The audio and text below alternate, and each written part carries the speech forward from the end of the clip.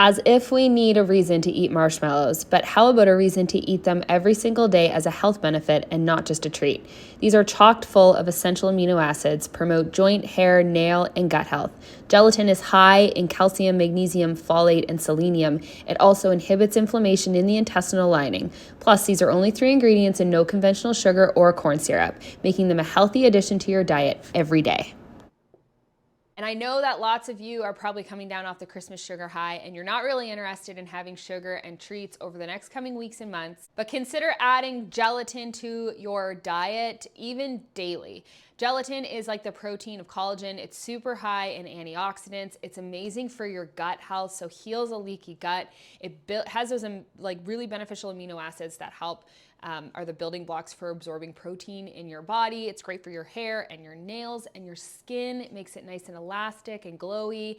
So it's just like all around, it's a superfood. And I'm gonna show you how to make it into homemade marshmallows that don't have conventional sugar in them so that you can use these every single day as something healthy for your diet. I'm also gonna show you how to make a homemade hot cocoa out of raw cacao. Raw cacao, again, super high in antioxidants. It's an amazing mood booster and it's a great thing to have in your diet, incorporate into your diet. Has lots of nice healthy fats. It's really great on your gut.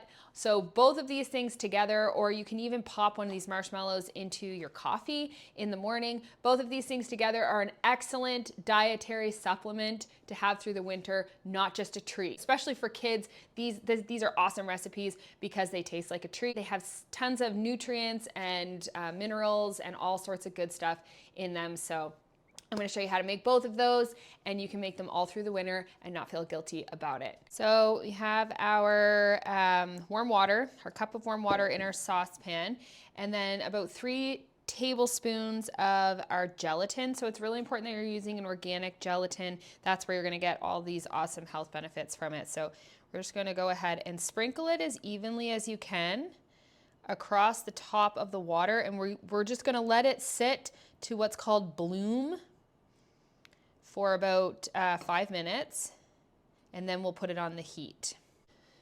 So while we wait on that, we're going to add our maple syrup. This is pure maple syrup from locally here, or you can use half a cup of honey. So either one works just fine. Just trying to stay away from any kind of conventional sugars or white sugar. We're trying to keep it as naturally as we can. So I like to do about 2 teaspoons of vanilla. Make sure you're using a pure vanilla extract.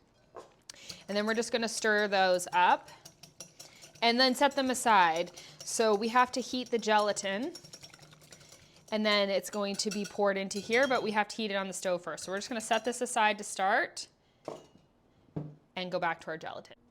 So once it's bloomed, and it only takes 5 minutes, and now it's nice and jelly, we're gonna turn it on a medium heat, and we're just gonna heat it up so that we can start to dissolve the gelatin into the liquid so that it's kind of evenly distributed for when we pour it back in with our maple syrup.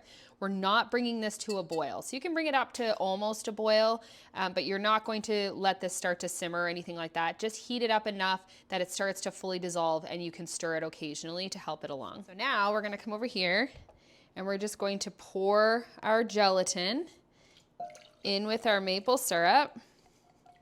And this can be done in a mixer with a whisk attachment with no issues. But just so that you guys can see it better, I'm gonna use this. And we're gonna turn this on high, medium high. And we're gonna whisk. And this takes about 10 minutes. We want this to whisk so that it has white peaks, kind of like meringue.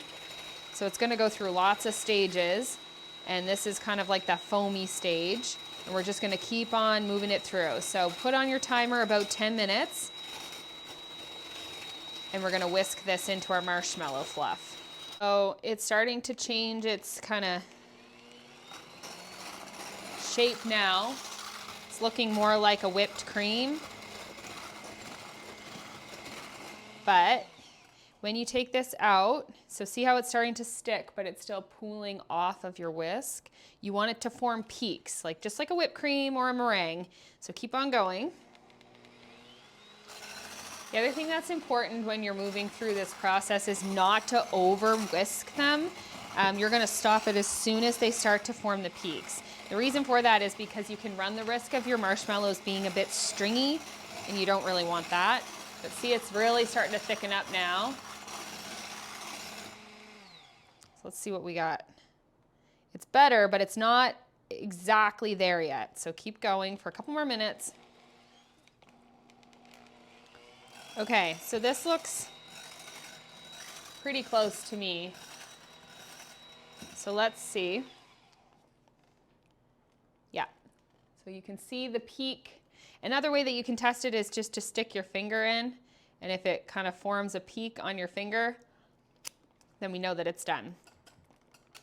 Take the whisk out, and you want to make sure that you act fast because this will start setting. We're going to pour this right into our 8 by 10, or I guess 7.5 by 9.5 sheet here. And I like to do parchment paper mainly because it's easier to lift out and cut afterwards. Lots of people use like a coconut oil or something in there too. So I'm just going to fold this into our parchment paper. So you can see it's already starting to set into our kind of marshmallow fluff. So we're just gonna peel the parchment off and try to spread that around as evenly as we can because we want, you know, square marshmallows. So let's get all that in there quickly. So yeah, again, you want to finish whisking that and then get it into your pan ASAP because it sets almost immediately. Okay. Like I said, these set really quick. Like there is no smoothing out the top. Once you get them in there, like these are set. So they're a little messy, but once we flip them out, they should cut fine. But we're gonna put a cover on this and stick them into the freezer, and it takes about a half an hour. But again, like this is already set. You could leave these on your counter for a day and they would set, or you could stick them in the fridge for a few hours. Depends on how much time you have. But I'm gonna stick these in the freezer for about a half an hour and then they'll be ready to cut. So just to preface, mine look sloppy because I waited too long to get them into the container. So when you pour yours in, you're gonna want it to be more of a liquid so you kind of get those like smooth surfaces. But anyways, we're just going to slice up our marshmallows. And these taste delicious and they're like melt in your mouth and they're so good. And so when you're storing these, you can, if you have like a source to like an organic powdered sugar, I don't recommend just going and getting it from the baking section. Make sure that it's a nice organic one so it doesn't have bad ingredients in it, but you can dust them with a little bit of that and they won't stick together as much. But I'm gonna try to store these in the same container that I had them in the freezer, but like great consistency. And I'm just gonna cut them into little squares and we're gonna make our hot chocolate. So the nice and perfect texture. These are so good, so easy to make. So let's make our hot chocolate and pop one in. So we're gonna bring about 2 cups of whole milk on the stove. And then I just have some organic raw cacao. I get mine from 2 different spots, but my favorite is Mayana, M-A-Y-A-N-A. They have the purest cacao that I have found, and it just makes for a really beautiful hot cocoa. So I'm just putting like a tablespoon of either maple syrup or honey into the milk. And then we're gonna do usually like a heaping tablespoon or 2. So I'm gonna probably do 2 of the cacao.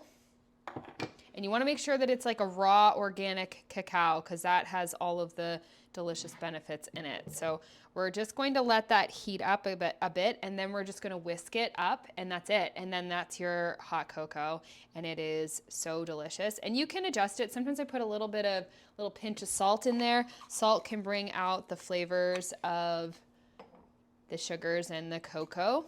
or the cacao. And you can even put a little vanilla in there too. So when it's not quite warm, it won't fully dissolve, so you can kind of see it's like resting on the top a little bit. So we'll let that heat up a little bit more, and then we'll fully whisk it up. So this is now warm enough so we can froth it all up and whisk it, and so there's no clumps in there at all. And if you have an espresso machine, you can heat your milk there and then just whisk it into the hot milk. That works fine too, but and we do have an espresso maker, but I find it actually quicker to do it on the stove. Okay, so I'm just gonna scoop out some hot chocolate.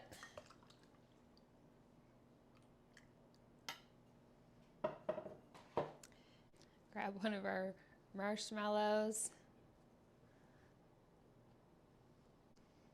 I'm gonna grab two actually.